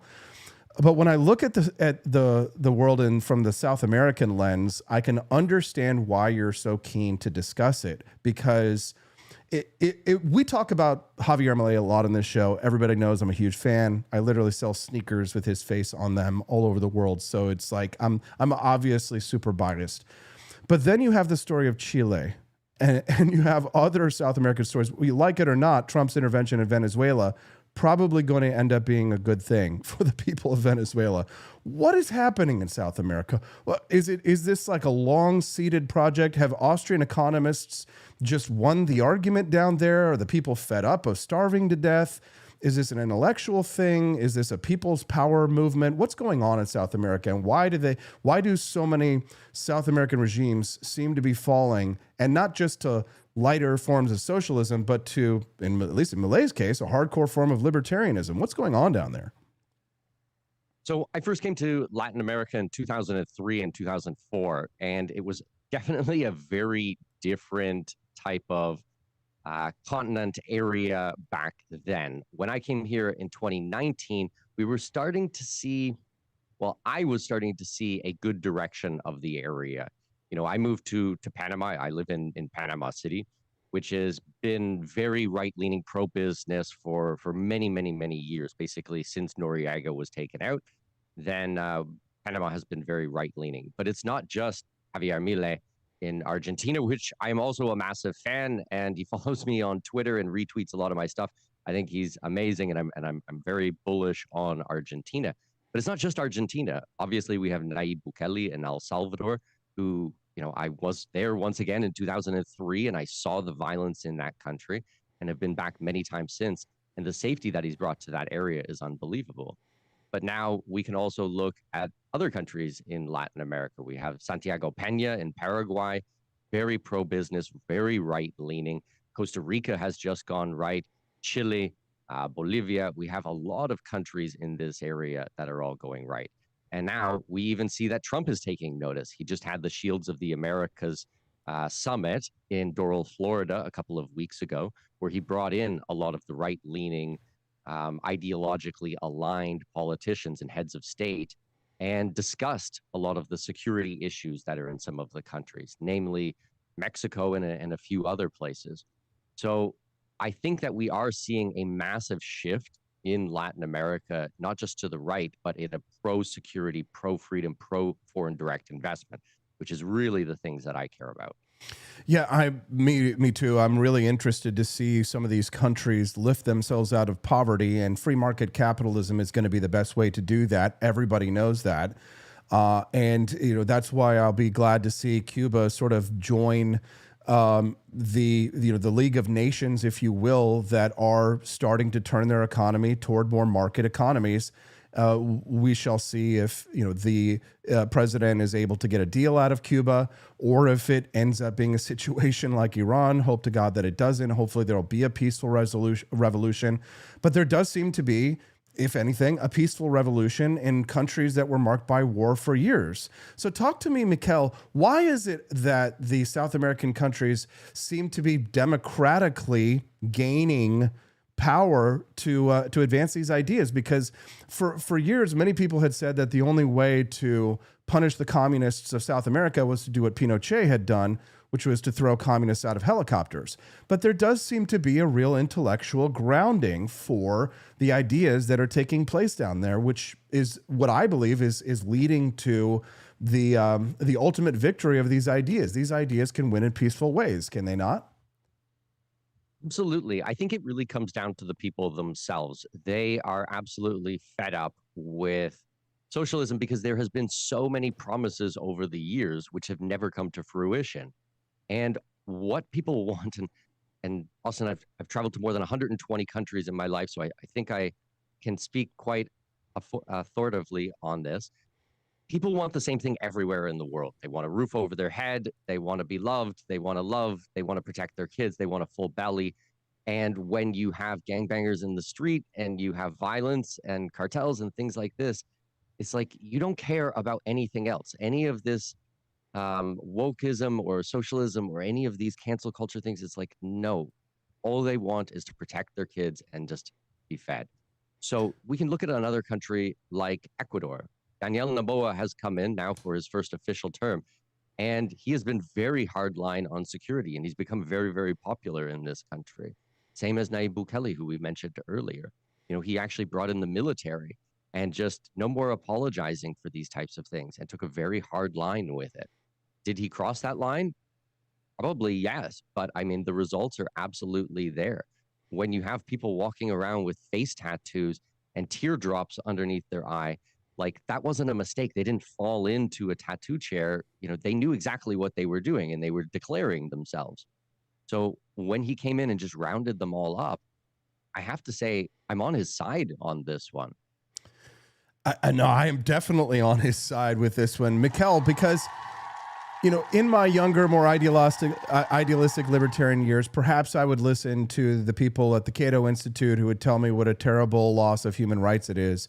But I think that Nayib Bukele made a really good point when he says, I haven't imprisoned these people. I've freed all of the other millions of people in this country that now don't have to live under the tyranny of these criminal gangs that had ruled this country until we finally put the bad guys in prison. So in many ways, you're not putting people in jail, you're liberating the people from the violent criminals on the streets. Absolutely. You know, and I've gotten lots of pushback over the last couple of years because I've been sticking up for Nayib Bukele and his tough measures on security. And I am absolutely a libertarian, lifelong libertarian. And it's been very wild to kind of watch the libertarian movement take the side of drug dealers and murderers because of human rights violations. And it's like, well, what about the rights that they took away from everybody else? So I don't know. I think that the whole thing is pretty wild to watch in the libertarian movement. Yeah, I mean, I talk to a lot of expats, and they're like you, Mikkel. They see the violence in the streets and the cities of the places they live. Now, to be fair, you know, they've left the United States, and so therefore, you know, you caveat emptor. You kind of get what you look for when you go to these places. So, I mean, why don't you talk to us? What do you look for when you're trying to find a safe place to live? If you are an expat deciding to go to South America, how do you find a safe place to live? Yeah, absolutely. I mean, let me be very, very clear. I live in Panama City, which is not a dangerous place whatsoever, which is an extremely safe place. We don't have problems with violence or even petty crime or anything like that here. It's actually an extremely wealthy place.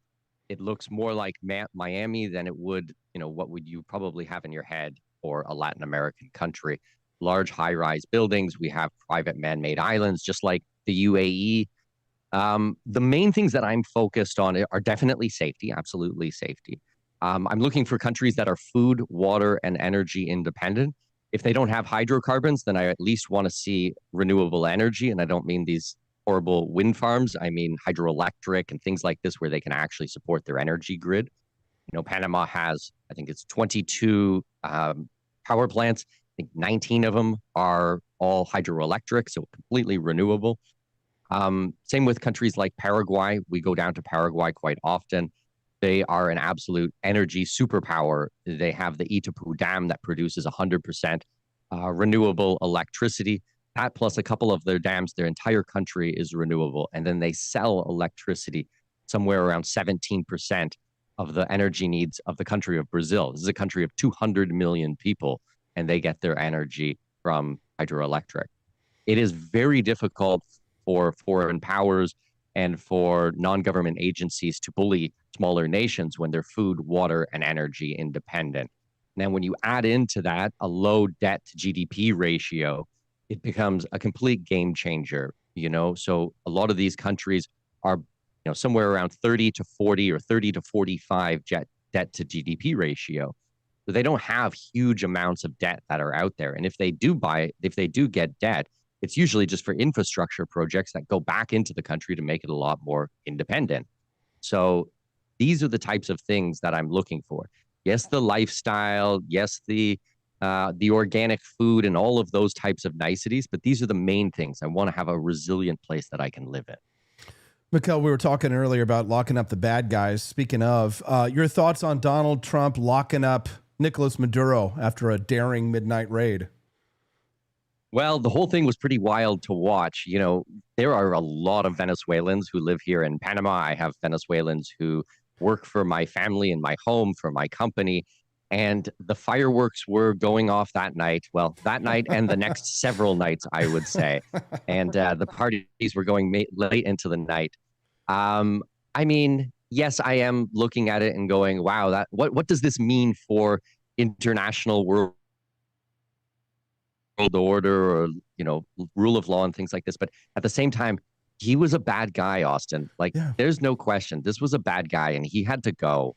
Yeah, I don't have to sit there and say, oh, the imperialist American aggressors, they violated the Constitution and went against libertarian principles of non-intervention to illegally grab the dictator and throw him in jail. I kind of just laugh because I know that we're supposed to be wedded to a narrative, but in some ways, Mikhail, I'm sort of sick of the discussion of libertarian processes, and I'm really a lot more interested in libertarian outcomes these days. I want actual liberty, and if that means that we're locking up drug dealers. Here's the thing. You have Javier Milei of Argentina, who he was praising it. He was calling Maduro a narco dictator.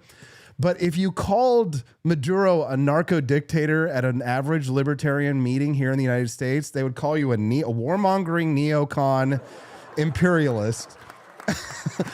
And yet Javier Milei, the most highest elected libertarian in all of history, calls him a narco dictator and a terrorist, and nobody bats an eye. So methinks that the libertarians doth protest too much, perhaps. How do you feel about it, sir?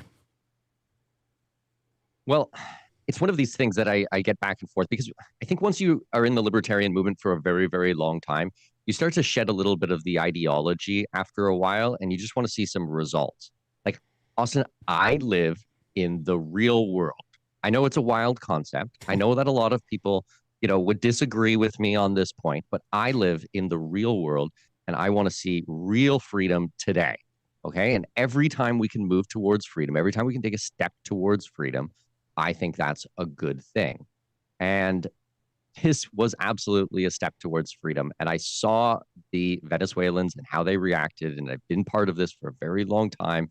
And I speak Spanish, and he was a bad guy and he had to go. Yeah. Yeah. It's not that hard. It would be nice, even if they disagree with the methods used, it'd be nice if it didn't feel like so many of them seem to be cheering on the bad guy or taking the side of the communists in some of these conflicts. But this all goes back to, anti-war comm in the 70s and 80s, and then the Murray Rothbard paleo strategy, yada, yada, yada. Nobody cares.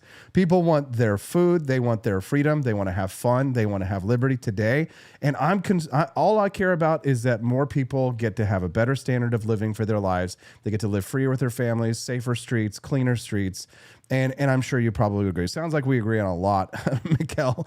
Absolutely. You've been running a website, expatmoney.com. I know we've interviewed together in the past, but it sounds like you've had an extremely incredible adventure in life. I'm quite jealous of all the countries that you've been to. I've never been to as many as you have. Thankfully, I've gotten to know, I think it's a mutual friend of ours, Mylene Salabaria. She actually hosts a brand new show on this network called Cafecito Libre, and she's going to kind of be my conduit to Latin America, South America, and we're looking forward to seeing what she produces on her live show. It's going to be kind of like the opposite of the flotilla of communists, Greta Thunberg and Hasan Piker, who went to Cuba the other day to sort of clap for the regime. So I know you guys are friends, and I'm glad that you guys are connected so that we can all work together a little bit better, because honestly, I think what happens in South America does affect what happens in the United States. I think what happens in Cuba does affect the United States. I don't think that the United States can be an island. Civilization is a multiplayer game. It requires more than one person, right? Liberty, if we all just lived alone on an island, then we'd all be at perfect liberty. But because we have to live in places with other people, we have to figure out how to create the best systems that we can all work together and help each other. To me, that's free market capitalism. And I know that, that's what expat money is all about. So before we let you go, Mikkel, give us a little plug, anything that you'd like to share, or if you think there's something in these topics that we missed today that's really key, any shout outs you'd like to give, the stage is yours. Yeah, absolutely. So we put out a new newsletter every day of the week. If you go to expatmoney.com, we're talking about the geopolitics in Latin America. We, as a company, help people move around the world for more freedom, whether that's moving yourself, your money, your business, whatever it is, we're there to assist. We work in the legal, the tax, the immigration, these types of things. So the esoteric piece of moving to another country. We have a huge community. Mylene's part of the community. She's a very dear friend of mine. We had her down here for our annual Wealth, Freedom, and Passport conference a few weeks ago, and along with many other speakers. But everything is at expatmoney.com. Tons of good things. This is all about having real freedom. Today, I would say this is the practical side of libertarianism, not the theoretical side of how to pay less taxes. We all know tax is theft, absolutely. But how do you actually pay less tax? So that's what we do at expatmoney.com. That's my people right there. Mikkel, thank you very much for your time, being so generous with us, and we look forward to hopefully having you back on very soon. Have a wonderful day. Absolutely. Thanks, Austin. Thank you very much. Let's give him a round of applause. Thank you for being so generous. So I just checked the stats over on X this morning, formerly Twitter, and our show, the Wake Up America show, has consistently been up in the top 5 of live streams this morning, and we got some serious competition. Unusual Whales, 14,000. Miguelifornia, not sure why they have 2,000, but I think that's a South American show. Real America's Voice, huge show. Kyle Seraphin, obviously, just barely edging me out this morning, and they're in 5th place on a huge platform with millions of people who have tons and tons of options. The Wake Up America show has consistently been placing up there in the top 5. So, wow. Hey, thank you. And thank you guys for all your generosity this morning. I'm so grateful for everybody who has been, contributing financially. You guys have been super generous this morning. We're very grateful to all of you. You guys for clicking like, clicking follow. If you come back again here tomorrow at the same time, you'll see me in the same place. We'll see you guys right back again here tomorrow on the Wake Up America show and the 4 Liberty Network. Exit through the Grift Shop.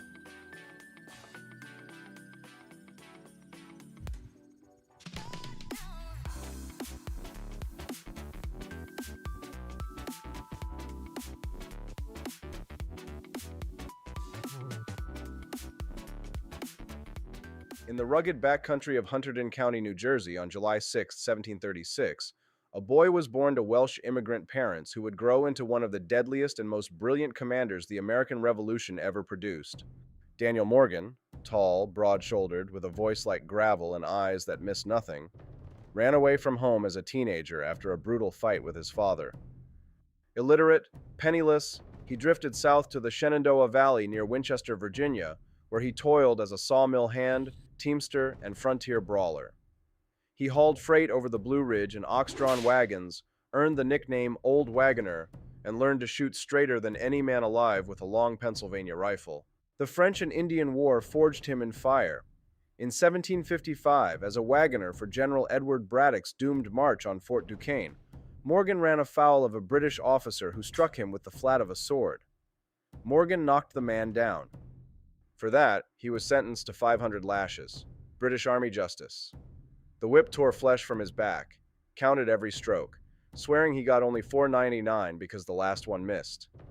The scars stayed with him for life, a burning reminder of redcoat arrogance. He survived, enlisted as a ranger, took a musket ball through the neck in 1757, and lived to tell the tale. Bullet lodged near his spine, carried forever. When the revolution ignited in 1775, was ready. Congress called for rifle companies. He recruited 96 of the hardest sharpshooters from the frontier, men in fringed hunting shirts, coonskin caps, tomahawks at their belts. They marched north in the Beeline March, a grueling 500-mile trek to Boston in weeks, rifles cracking at British pickets along the way. Washington himself praised its courage, conduct, and reverence for liberty, tapped him for the insane invasion of Canada. September 1775. Morgan and his riflemen joined the march through Maine's wilderness, 484 miles of black swamps, raging rivers, snow in September. They portaged bateaux over mountains, ate dogs, boiled moccasins, lost hundreds to hunger. Morgan's men reached Quebec in November, starving but unbreakable. On New Year's Eve blizzard, they assaulted the city walls. Morgan led the charge through Lower Town, riflemen picking off defenders in the storm. He pushed deep, too deep, hemmed in by British reinforcements. Captured, he spent 8 months in a Quebec prison, chains on wrists, plotting escape, refusing to bend. Exchanged in 1777, Morgan returned to colonel commanding the 11th Virginia Regiment's Rifle Corps. Washington sent him north to Horatio Gates at Saratoga. September 19th, Freeman's Farm.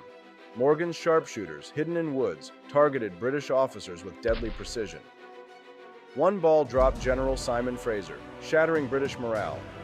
October 7th, Bemis Heights.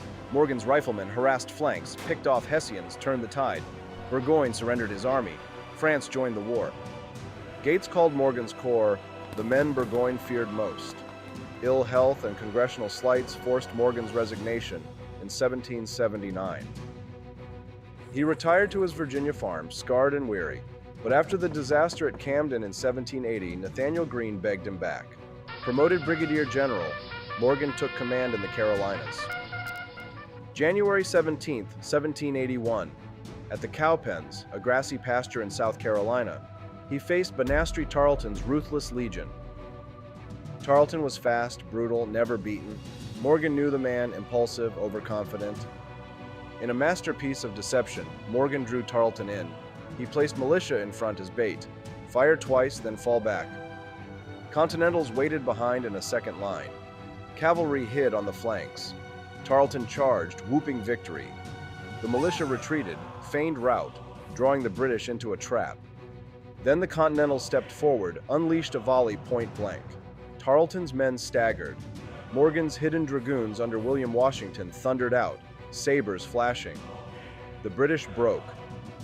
In under an hour, Tarleton lost nearly his entire force. 110 killed, 200 wounded, 500 captured. American losses, 12 dead, 60 wounded. Congress struck a gold medal for Morgan, the only one for Cowpens. The victory shattered British momentum in the South, paving the way for Yorktown. Morgan, ravaged by sciatica and old wounds, resigned again in 1781. He lived out his days in Winchester, a Federalist congressman for one term, suppressing the Whiskey Rebellion in 1794 with the same iron will. Daniel Morgan died on his 66th birthday, July 6, 1802, buried in Mount Hebron Cemetery. No formal education, no polish, just raw frontier grit and tactical genius. He counted every lash, survived every bullet, outfought every foe. From teamster to brigadier, he proved that in America, a man could rise from the dirt and win battles that changed history. The old wagoner never quit, and the revolution never forgot.